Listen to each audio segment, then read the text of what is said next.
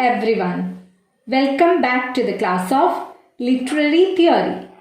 We are going through the fifth module, Post-Colonialism, Postmodernism and Eco-Criticism. In our last class, we covered shallow ecology versus deep ecology and environmental imagination. Today, I will be introducing the terms ecofeminism, radical ecofeminism and cultural ecofeminism. The term mother brings lots of love, care and belongingness. A house is not a home without a mother. A mother's heart beats with her child. Mother is inseparable part of each and every family. Mother's love is boundless. We all know that mother is supreme. Mother's role is supreme and integral. Nature is also very much important. The role of nature is also integral. The journey of a human being starts from mother's womb and ends in Mother Earth's soil. So, nature and mother are closely related. The qualities of a mother and nature are almost similar. The nurturing quality of mother, the reproductive role of mother, and that of nature are almost the same. The love that the mother has towards her children and care and protection that nature has towards us are similar. So, nature, Mother Earth or mother and women, they share almost the common feelings and qualities. So, the next question would be, are we protecting our nature and women? We live in 21st century and we say that we are educated. But really, are we showing the qualities of a human being in our doings? We have to introspect on that. Are we protecting our women? No. Even now, we come to hear lots of news from different parts of the world where women are not treated well. They are exposed to brutal rape. They face different kinds of atrocities at their home, working places, and even the places where they traveled. The same is the case with nature. Nature is also not treated well by us. The nature is exploited, plundered, and looted. It is destroyed. Water is polluted. Air is polluted. We just don't care to protect our nature. We just chopped down the trees. We just throw garbage here and there. So, in whichever possible way, we are destroying our nature. So, both women and nature share common kinds of feelings. Today's topic is ecofeminism. Ecofeminism is a trope of eco-criticism. So various authors and researchers, they have worked on the concept of eco-criticism, and in order to make people understand this theory in a better way, different tropes are there. So in whichever trope this theory is applicable, one such trope is ecofeminism. There are many other tropes. They are pastoral, wilderness, etc. Today's lecture will be on ecofeminism. Ecofeminism tries to see the relationship between women and earth. So, I will be doing what is ecofeminism. Popular beliefs of ecofeminists and phases of development. What is ecofeminism? Ecofeminism, a term coined by French feminist Francoise de Eubon in 1974 in her book Feminism or Death. She says humanity confronts two threats. First one, threat of overpopulation due to dominance of men over women. Second one, threat of overuse of nature which resulted in the destruction of natural resources. These two major threats she described in her book Feminism or Death. Next we are going through aim of ecofeminism. Eubon states that the aim of ecology feminism or ecofeminism center is to tear the planet away from the male today in order to restore it for humanity of tomorrow. Then what is ecofeminism? Ecofeminism is a branch of eco-criticism and feminism that examines the connections between women and nature. Broadly speaking, this philosophy examines the ways both nature and women are treated by patriarchy. Women and earth are connected in many ways such as biological status, reproductive role, discrimination, etc. And therefore, ecofeminism stands for one of the major theoretical, philosophical, and even practical ways of resolving the environmental problems. Next, we are going through ecofeminists question the effect of gender categories. Ecological feminism or ecofeminism is a term which acknowledges that there is a connection between the domination of women and denigration of nature. Domination of women means women are always dominated by men. Denigration of nature means nature is always misused by men. The concept is that nature is misused by men, not women. This concept is framed by ecofeminists.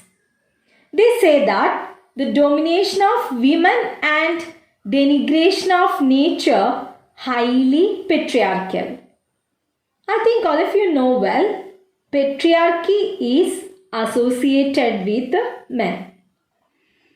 According to feminists, patriarchal society equated man with culture and woman with nature. They question this approach. Society treats masculine as objective, rational, and as mind, and feminine as subjective, emotional, and as body. Nature is equated with woman. Expressions like Mother Nature. Ecofeminists argue that men dominate nature and women alike.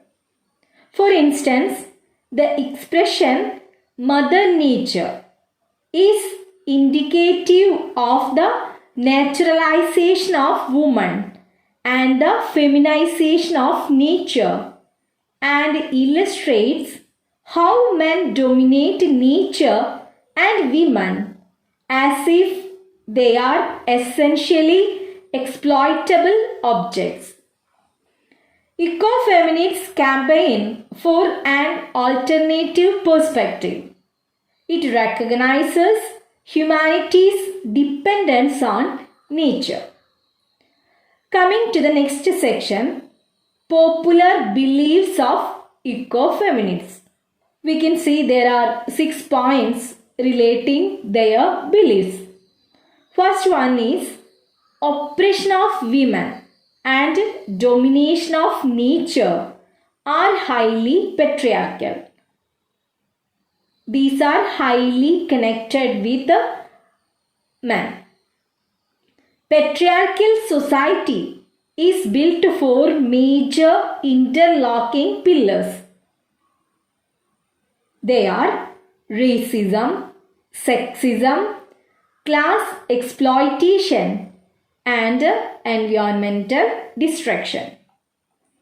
Human beings are part of the natural world. We know it well. Without nature, we can't live. Next point is life on earth is intertied with each other. Because human beings, plants, animals, and all the living and non-living things in nature are connected with each other.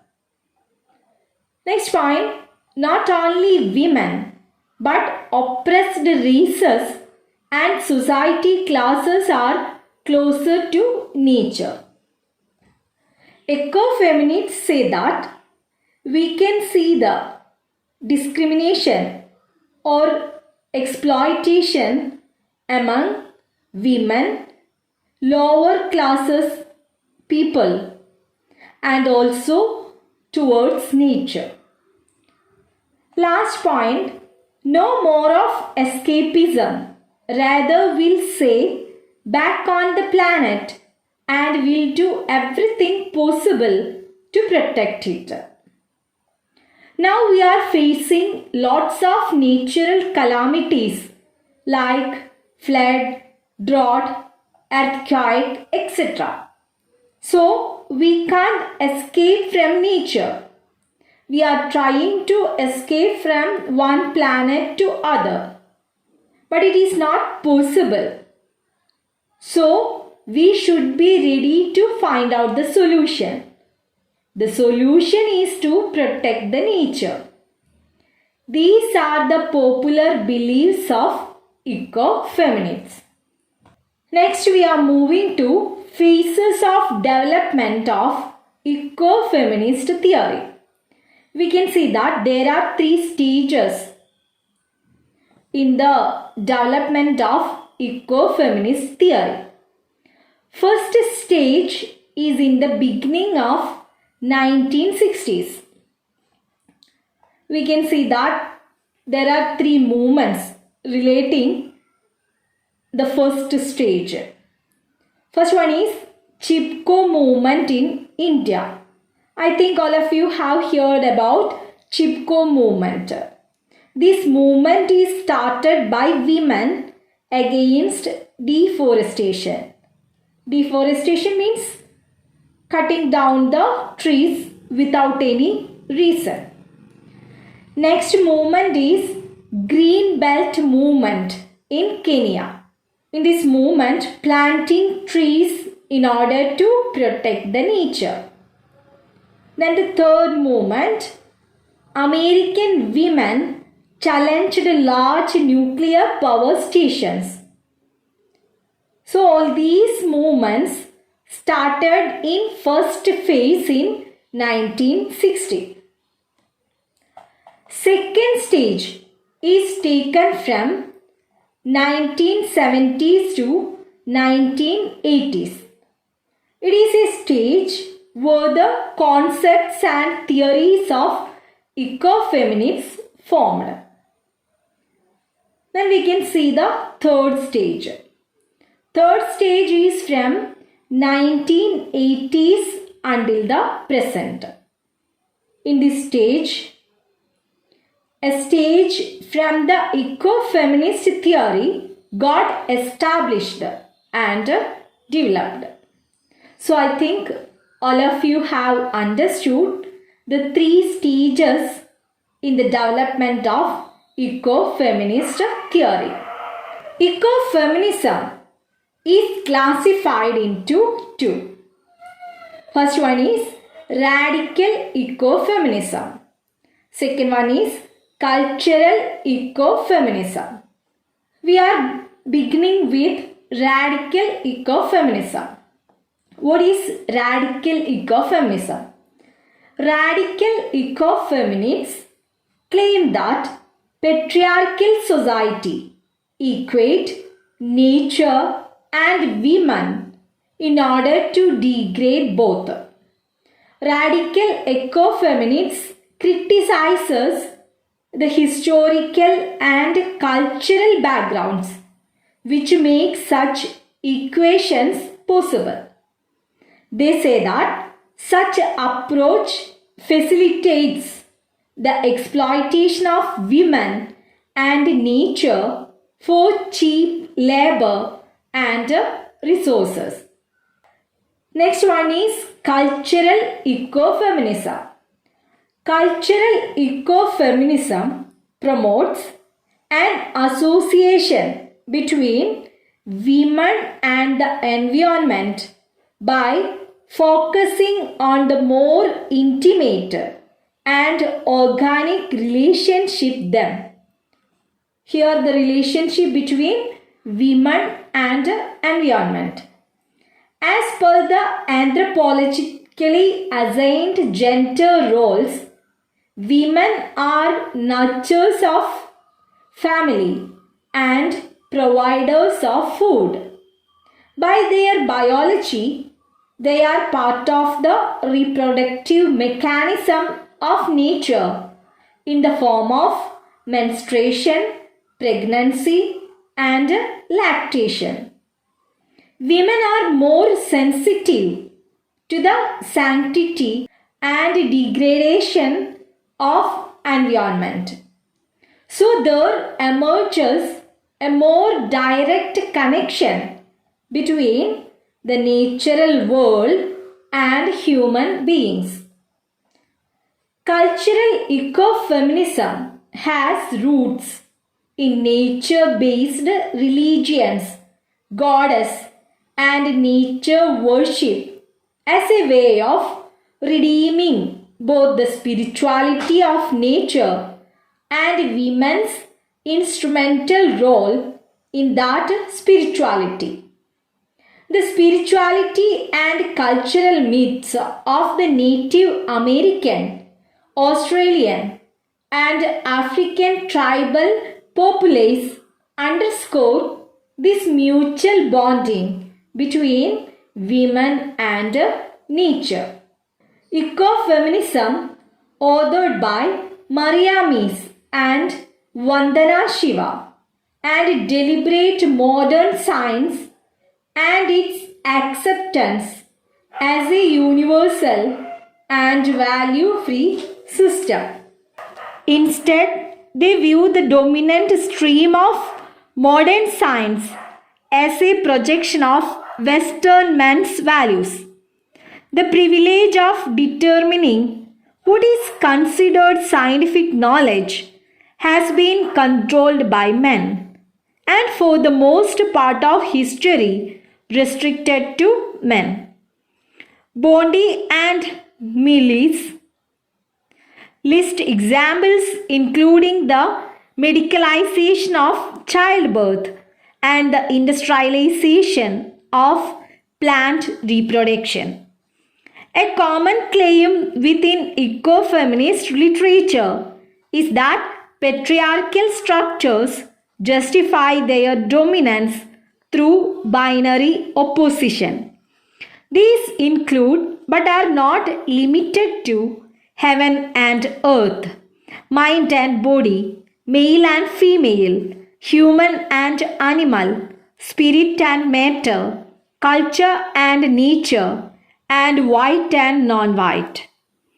Oppression is reinforced by assuming truth in these binaries and legitimizing them through religious and scientific constructs.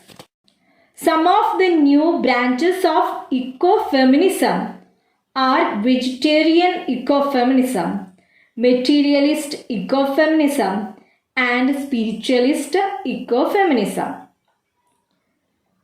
Let's begin with vegetarian ecofeminism.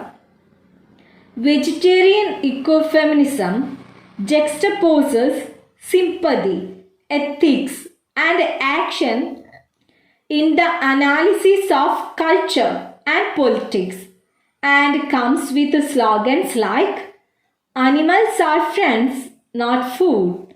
I think, therefore I am vegan," and so on. Next ecofeminism is materialist ecofeminism.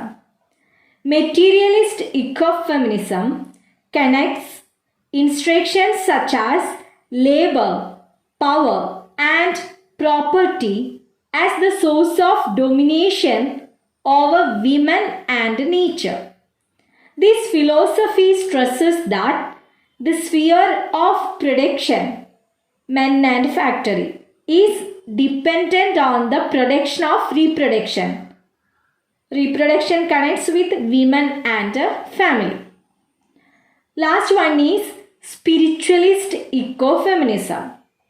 Spiritualist ecofeminism, a turn to myth and theology, is advocated against materialism because of the importance given to women, nature, and all forms of life.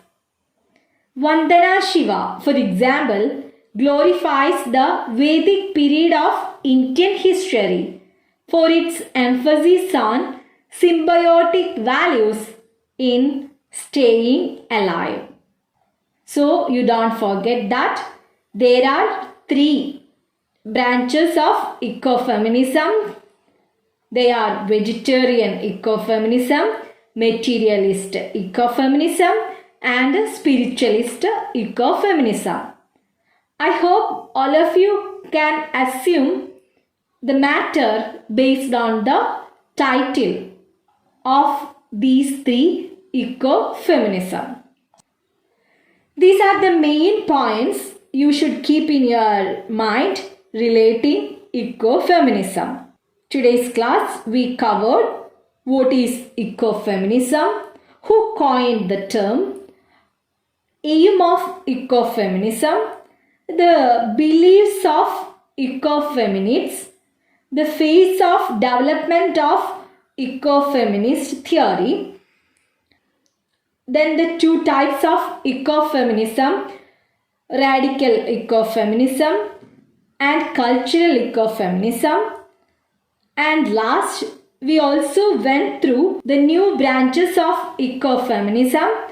They are vegetarian ecofeminism, materialist ecofeminism, and spiritualist ecofeminism.